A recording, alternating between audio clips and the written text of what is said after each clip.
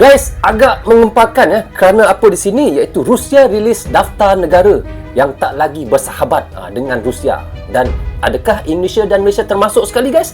So, mari kita sama-sama tonton The Reaction bersama dengan Bro Zul Channel. Mari.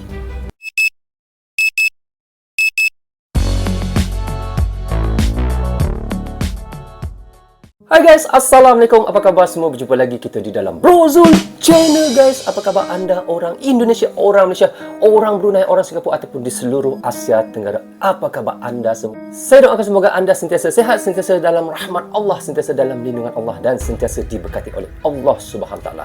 Okey guys, hari ini saya hendak mereactionkan satu lagi video daripada channel Tribune Timur. Anda boleh pergi ke channel Tribune Timur, klik butang subscribe-nya dan klik butang loceng tanda sokongan anda juga kepada Tribune Timur, guys. So, tajuk yang kita mahu reactionkan adalah katanya di sini, nasib Indonesia bagaimana, guys? Bagaimana nasib Indonesia?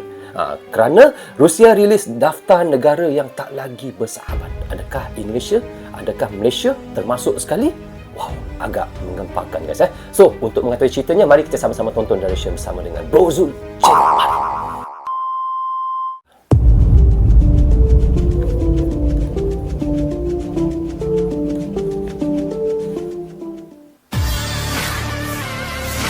Tribune Timur viral.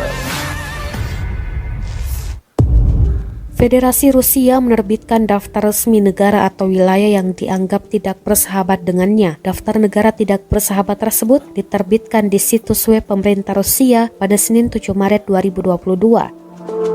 Dikutip dari The Jerusalem Post, di mana warga negara dan perusahaannya harus mengajukan izin khusus untuk berurusan dengan entitas asing yang masuk daftar tidak bersahabat tersebut. Negara dan wilayah yang dianggap tidak bersahabat tersebut yaitu Australia, Albania, Andorra, Inggris Raya, Jersey, Anguilla, Kepulauan Virgin Britania Raya, Gibraltar, negara anggota Uni Eropa, Islandia, Kanada, Liechtenstein, Mikronesia, Monaco, Selandia Baru, Norwegia, Republik Korea, San Marino, Makedonia Utara, Singapura, Amerika Serikat, Taiwan, Ukraina, Montenegro, Swiss, Jepang. Rusia cantumkan Taiwan sebagai bagian dari Cina. Daftar tersebut dirilis setelah Presiden Rusia Vladimir Putin mengeluarkan keputusan atau undang-undang untuk memastikan stabilitas keuangan Federasi Rusia dan langkah-langkah ekonomi.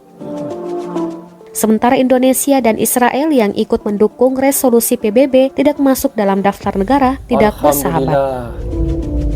Indonesia tidak termasuk sekali, termasuk Malaysia lah tidak termasuk sekali.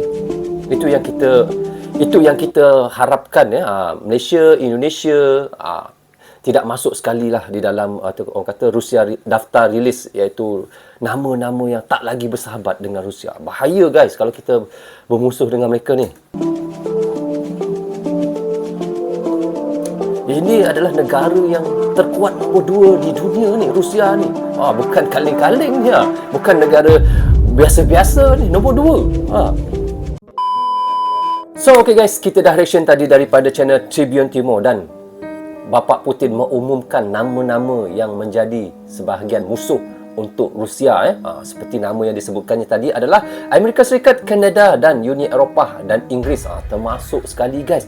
Dan juga nama yang disebutkannya lagi adalah Korea Selatan, Australia, iaitu Selandia Baru, Singapura dan Taiwan juga termasuk sekali. Wow, termasuk Jepang pun dia termasuk juga, guys. Itu nama-nama yang disebutkan oleh Bapak Putin. Nama-nama adalah sebahagian musuh untuk Rusia ketika ini. Kerana apa? Mereka ini sanksi kepada Rusia, sebab itu Rusia menganggap mereka sebagai musuh, guys. Nasib baiklah, Alhamdulillah, guys, kerana Malaysia, Indonesia tidak termasuk di dalam negara yang disebutkan oleh Bapak Putin sebagai musuh untuk Rusia. Alhamdulillah, guys. Itu yang kita takutkan, guys. Kerana apa, guys? Kerana apa kita takut dengan Rusia? Kerana Rusia ni adalah negara yang nombor 2 terkuat di dalam global firepower. Dia nombor 2 selepas Amerika. Amerika nombor 1 dan Rusia nombor 2, nombor 3 China. Mereka ini 3, orang kata top 3, nombor 3 yang kuat di dalam dunia dengan alutsistanya, militernya dan banyak lagi kecanggihan alutsista dan kekuatan alutsista mereka yang kita tidak boleh tandingi, guys. Sebab itu kita